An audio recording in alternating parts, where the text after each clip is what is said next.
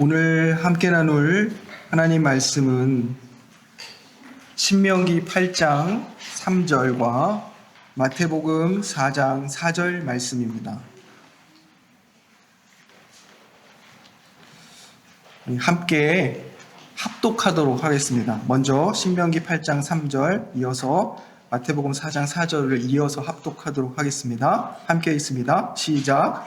너를 낮추시며 너를 줄이게 하시며 또 너도 알지 못하며 내 열조도 알지 못하던 만나를 내게 먹이신 것은 사람이 떡으로만 사는 것이 아니요 여호와의 입에서 나오는 모든 말씀으로 사는 줄을 내가 알게 하려 하심이니라.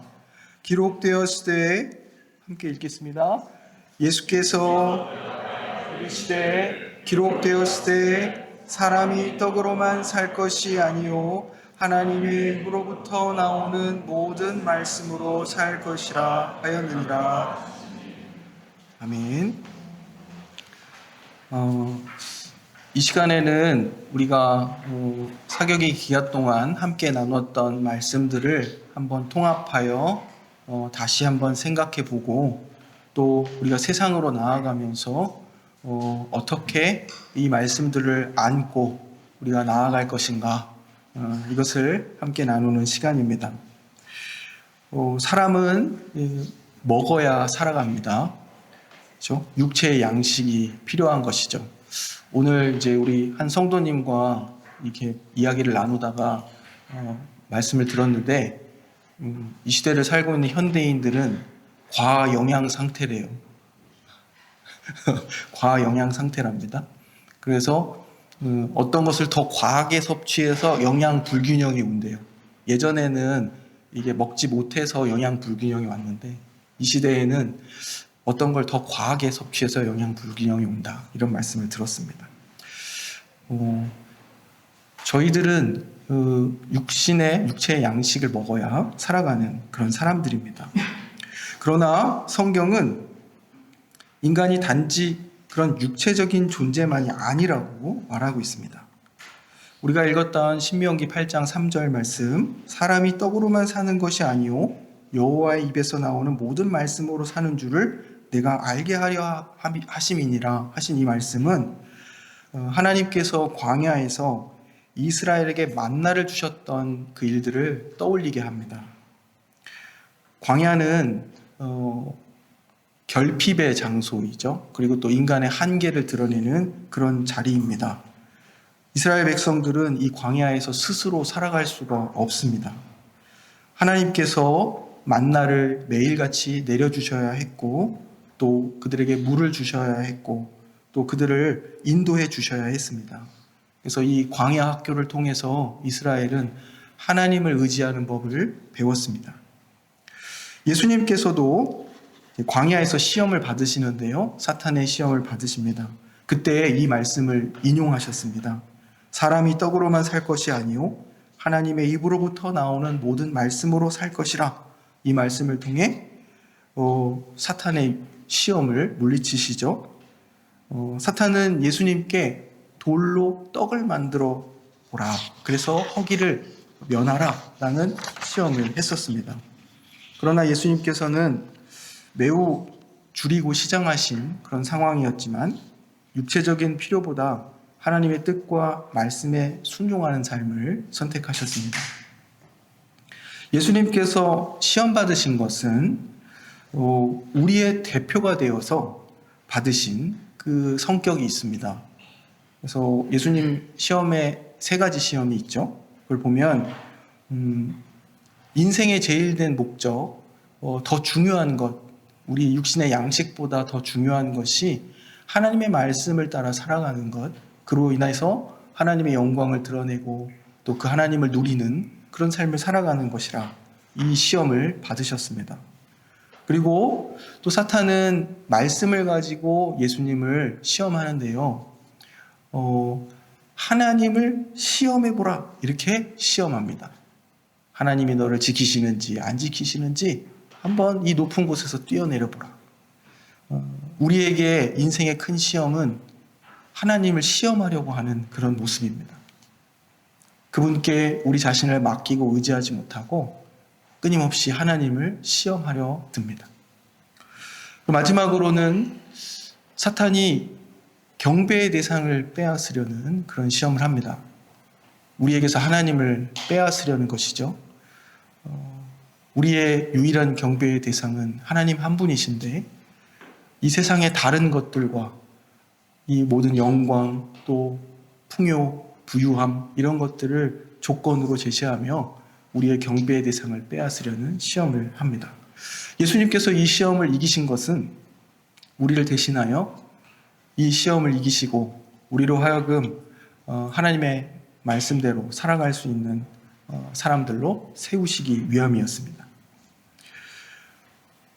오늘날 우리는 풍요 속에 살아갑니다. 그러나 영적으로는 점점 메말라갑니다. 왜 그렇습니까? 말씀 없이 살아가기 때문입니다. 우리는 정보는 많지만 생명은 잃어가고 있습니다. 이번 사경에는 바로 이 질문 앞에 우리를 세웠습니다. 우리는 무엇으로 살아가는가? 우리는 첫 번째 시간에 요한복음 15장 말씀을 통해서 말씀 묵상에 대하여 함께 배웠습니다. 요한복음 15장 4절에 내 안에 거하라 나도 너희 안에 거하리라 예수님이 말씀하십니다. 이어서 말씀하시기를 나는 포도나무요 너희는 가지라 나를 떠나서는 너희가 아무것도 할 수 없음이라. 가지가 포도나무에 붙어있지 않으면 살 수 없듯이 생명을 공급받지 못하듯이 그리스도인들은 그리스도 안에 거해야 살아갈 수 있습니다. 오늘날 우리는 너무 많은 것들에 붙잡혀 살아가고 있습니다. 사람들의 인정, 또 개인적 성취, 돈, 비교, 성공, 불안에 사로잡혀 그것에 붙어 살아가고 있습니다. 그러나 그런 것들은 우리를 살리지 못합니다. 참된 생명은 예수 그리스도 안에 있습니다. 말씀 묵상은 그냥 단지 어떤 지식을 쌓는 것이 아닙니다. 우리가 함께 나눈 것처럼 말씀 묵상은 주님 안에 거하는 것입니다. 말씀 안에 머물며 하나님과 동행하는 삶입니다. 그래서 시편 기자가 1편에서 말하기를 복 있는 사람에 대하여 이렇게 말했습니다. 오직 여호와의 율법을 즐거워하여 그 율법을 주야로 묵상하는도다. 그는 시냇가에 심은 나무가 철을 따라 열매를 맺으며 라고 말합니다. 묵상은 생명의 뿌리를 하나님께 두는 것입니다. 우리는 이어서 우리 누가복음 10장의 선한 사마리아인의 비유를 함께 묵상했습니다. 이 말씀을 통해서 말씀 묵상을 통하여 우리의 삶을 어떻게 해석할 것인가 라는 그런 목표를 가지고 이 말씀을 함께 나누었습니다. 율법 교사가 예수님께 질문했었죠. 누가 내 이웃입니까? 라고 질문했습니다. 그러나 예수님께서는 그 질문 자체를 바꾸신 것을 우리가 함께 살펴봤습니다. 누가복음 10장 36절에 예수님이 다시 물으십니다. 네 생각에는 이 세 사람 중에 누가 강도 만난 자의 이웃이 되겠느냐? 물으십니다. 율법교사는 자신의 이웃이 누구인지 그 이웃의 경계가 어디까지인지를 물었지만 예수님께서는 이웃은 그렇게 경계를 지어 생각하는 것이 아니다 말씀하시며 누군가 도움을 필요로 하고 강도 만난 자와 같은 이가 발견되었을 때에 내가 가서 이웃이 되어주라 이렇게 가르치셨습니다. 세상은 사람을 늘 경쟁자로 봅니다. 그러나 하나님의 나라는 사람을 이웃으로 봅니다. 제사장들과 레위인들, 제사장 레위인은 강도 만난 사람을 보고 지나갔습니다. 그들이 그냥 지나쳐 갔던 이유 중에 하나를 저희가 충격적으로 한번 상상해 보았는데 그들이 아마 성전 봉사를 위해 급히 가던 중이었을 것이다 라는 상상을 해보았습니다.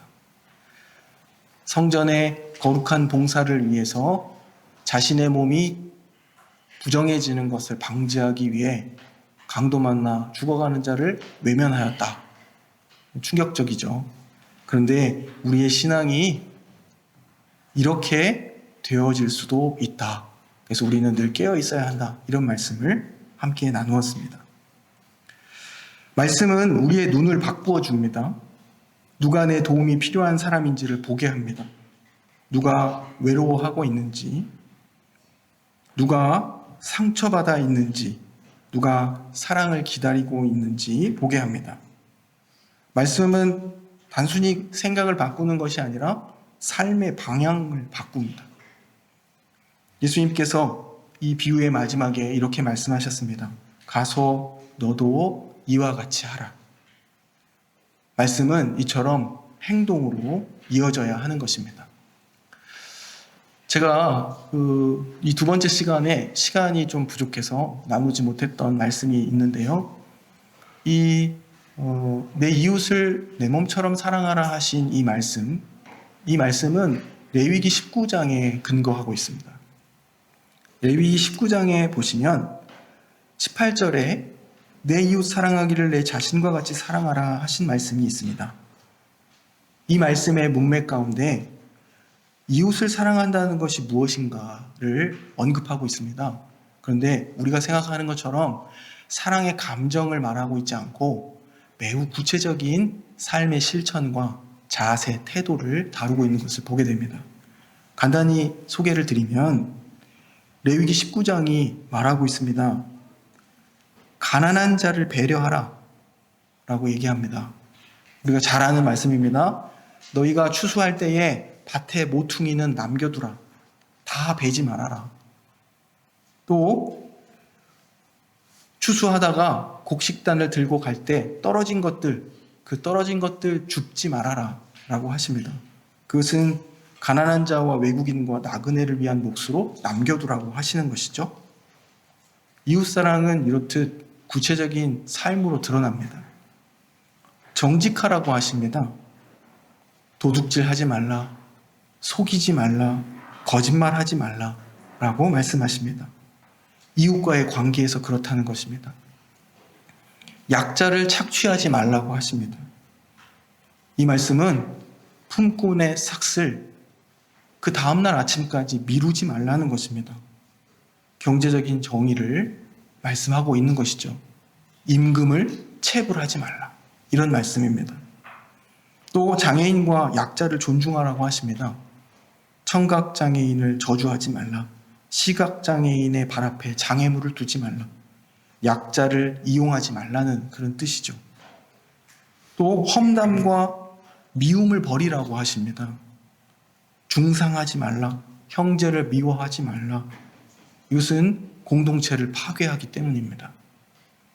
복수와 원한을 내려놓으라 말씀하십니다. 원수 갚지 말라. 원망하지 말아라. 사랑하고 용서해라 말씀하시는 겁니다. 마지막으로 나그네를 사랑하라고 하십니다. 나그네란 저희와 같은 외국인들을 뜻합니다. 저희가 외국인이죠. 외국인을 학대하지 말고 놀라운 것은 자국민처럼 사랑하라 이렇게 말씀하십니다. 차별을 두어서는 안 된다 하시는 것이죠. 제가 가장 속상할 때에는 저 스스로를 볼 때도 그렇고 또 이제 다른 사람들을 볼 때도 마찬가지인데 내가 외국인이면서 외국인을 차별할 때입니다. 네, 그죠? 그러니까 우리는 뿌리 깊은 차별이 우리의 죄인된 본성 안에 있습니다. 그런데 그것을 극복하기 위해서 또 하나님의 사랑으로 그것을 잘 사랑으로 바꾸어 가려고 하는 노력을 끊임없이 계속 해야 한다는 것입니다. 이처럼 말씀은 우리의 관점과 또 우리의 삶의 방향을 바꾼다는 것입니다. 그리고 이웃사랑은 이렇듯 구체적이다라는 것을 우리가 함께 살펴봅니다. 우리는 또한 기도에 대해서 배웠습니다. 기도는 단순한 종교 행위가 아닙니다. 기도는 하나님 앞에서 살아가는 삶이다. 이것을 나눴습니다. 예수님은 제자들에게 이렇게 기도하라 가르치십니다. 나라가 임하시오며 뜻이 하늘에서 이루어진 것 같이 땅에서도 이루어지이다. 기도는 하늘의 뜻이 이 땅의 삶 속으로 내려오는 것입니다. 그래서 우리의 기도는 하늘과 땅을 잇는 그런 기도여야 합니다. 하나님의 뜻이 이루어지기를 기도하는 것입니다. 말씀 없이 기도할 때에 우리의 기도는 쉽게 욕망으로 흐릅니다. 그러나 말씀은 우리의 기도를 새롭게 합니다. 말씀은 우리의 욕망을 교정하고 우리의 시선을 하나님의 나라로 돌리며 우리의 삶을 변화시킵니다. 기도하는 사람은 세상 방식대로 살 수 없습니다. 기도는 삶의 방향을 바꾸기 때문입니다. 우리 교회 공동체, 교회는 말씀을 먹고 사는 공동체입니다. 교회는 단순히 프로그램을 운영하는 곳이 아니라 하나님의 말씀으로 살아가는 백성들의 공동체입니다. 초대교회도 말씀과 기도 위에 세워졌습니다. 사도행전 2장 42절을 보면 그들이 사도의 가르침을 받아 서로 교제하고 떡을 떼며 오로지 기도하기를 힘쓰니라 기록하고 있습니다. 말씀 없는 교회는 방향을 잃어버립니다. 그리고 기도 없는 교회는 능력을 상실합니다. 그리고 사랑이 없는 교회는 복음을 잃어버립니다. 그렇기 때문에 교회 공동체는 말씀 안에 거하고 함께 기도하고 또 서로 사랑하는 그런 공동체야 하는 것입니다. 이제 우리가 다시 이제 삶의 자리로 돌아갑니다. 가정으로, 또 직장으로, 학교로, 세상 속으로 우리가 돌아갑니다. 그러나 이전과 같은 방식으로 살아서는 안 됩니다. 우리는 말씀을 먹고 사는 사람으로 살아가야 됩니다. 말씀 안에 거하고 주 안에 거하고 그리고 이웃을 사랑하고 우리의 이 모든 관점과 삶의 방향을 말씀을 통하여 지속적으로 바꾸어 변화시켜 가야 합니다. 또 기도하며 살아야 합니다. 하나님의 뜻이 우리의 삶 속에 이루어지기를 기도하며 살아가야 합니다. 예수님은 오늘도 우리에게 말씀하십니다. 내 안에 거하라. 우리가 앞으로 말씀 묵상을 하면서 꼭 기억해야 될 것은 말씀 묵상은 주 안에 거하는 것이다. 주님이 우리에게 요구하십니다. 늘 말씀대로 말씀을 묵상하며 또 주님의 뜻을 따라 삶으로 주 안에 거하는 삶. 그러한 삶을 우리가 살아가기를 원합니다. 또 주님이 말씀하십니다. 가서 너도 이와 같이 하라. 이 말씀을 우리가 함께 붙들고 세상 속에서 살아가는 교회가 되기를 바랍니다. 이 시간 말씀을 함께 머릿속에 다 종합해 보면서 결단의 기도를 함께 드리기를 원합니다. 하나님, 정말 주 안에 거하는 삶을 살아가게 해주시고 우리의 생각과 마음이 하나님의 나라의 가치와 질서들로 채워질 수 있게 하여 주옵소서. 그리고 우리의 기도가 욕망으로 흐르지 않고 하나님의 뜻을 이루는 방향으로 나아가도록 우리의 기도를 통하여 우리의 전 인격이 주님의 뜻으로 채워지게 하여 주옵소서. 함께 기도하고 또 우리 교회 공동체와 나의 형제와 이웃과 또 우리와 더불어 살아가고 있는 가깝고 먼 이웃들을 위하여 함께 기도하겠습니다. 기도합니다.